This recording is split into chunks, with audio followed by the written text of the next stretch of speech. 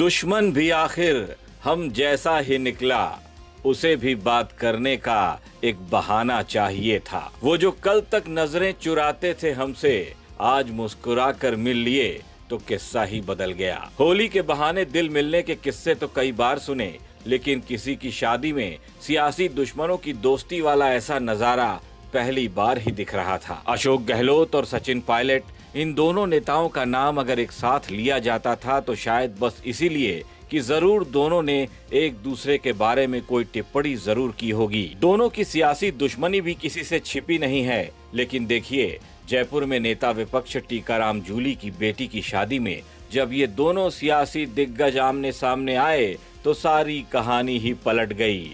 नजरें मिली, फिर चेहरे पर मुस्कुराहट आई, दूसरी ओर से सलाम करने को हाथ उठा और सीधे दिल को छू गया। फिर तो एक साथ बैठे, चाय पी, गपशप भी खूब हुई।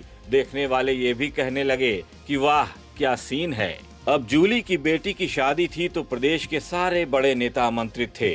यहाँ कांग्रेस और बीजेपी में कोई भेद नहीं दिखा, सब लोग एक ही रंग में रंगे थे।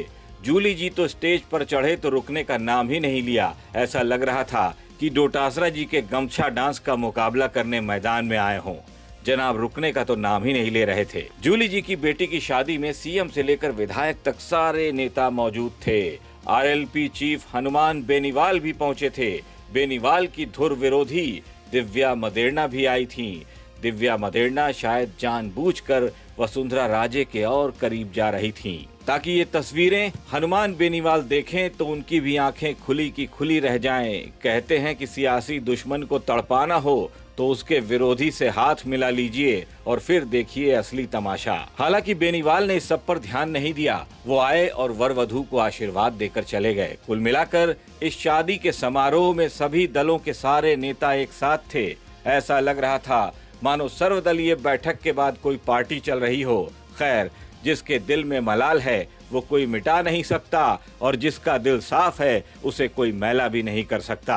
सारे नेता यहाँ एक साथ थे, माहौल भी बिल्कुल जुदा था। सोचिए ऐसा ही अगर सच में हो जाए तो कितना अच्छा होगा। किसी ने सच ही कहा है, रंजिशें रख कर क्या पाया है जमाने ने, एक सलाम ने कई दिलों को करीब ला दिया। ब्यूरो रिपोर्ट, राजस्थान तक।